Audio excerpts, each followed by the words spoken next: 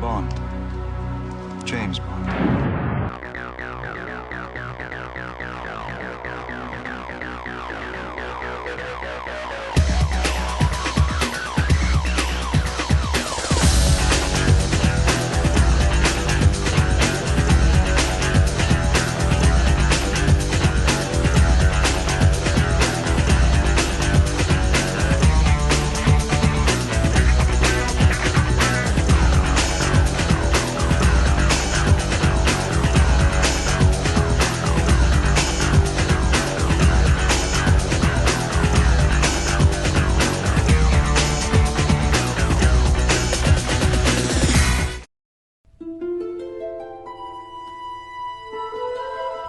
Well, I launched this foundation on June 12th of 2006, and the real mission of the foundation is to be able to help the most needy causes in India, the ones without a voice, the ones that don't have the ability to raise money, raise awareness for their causes, but still do unbelievable work.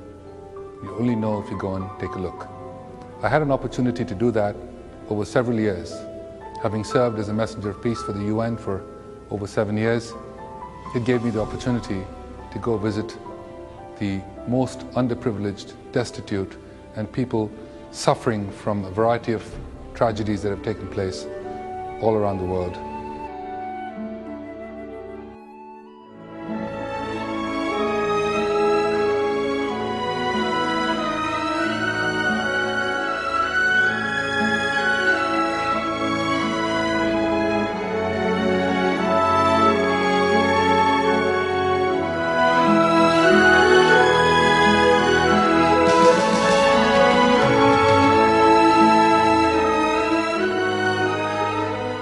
The road to believing in oneself.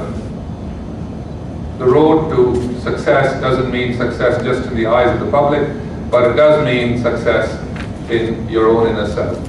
That at the end of the day, when it's all said and done and dusted, that you actually gave it your all. That no day is wasted, no hour is wasted, but you actually gave it your all. So I thought to myself that neither one of them is real.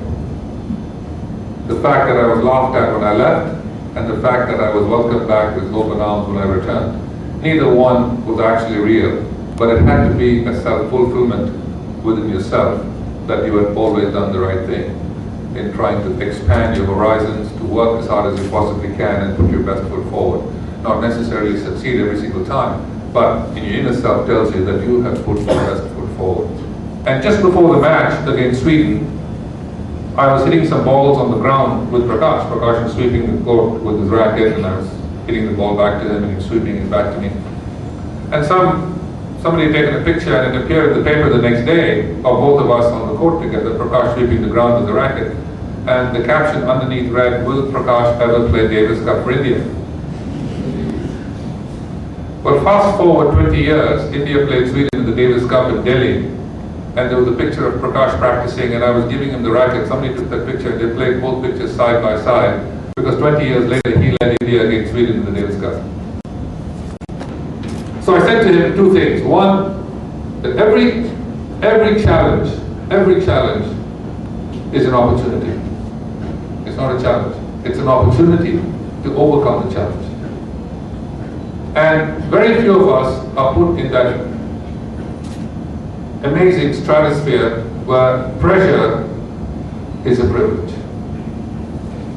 And I think if you look at it that way, in anything, whether you're doing your exams, whether you have a monumental task ahead of you, whether you have issues, family issues at home, whether you have, brother-sister relationships, dealing with your parents, dealing with eventually with your kids, I think the important thing is that you end up looking at it and saying, pressure is a privilege, and that every challenge is an opportunity. You guys have been absolutely spectacular. I have spoken at Northwestern University in Chicago. I've spoken at the Columbia School of Journalism in New York. I've spoken at Eton and Harrow in the UK. St. Stephen's in Delhi, lovely college. Hong Kong University, Singapore University, schools in Sydney.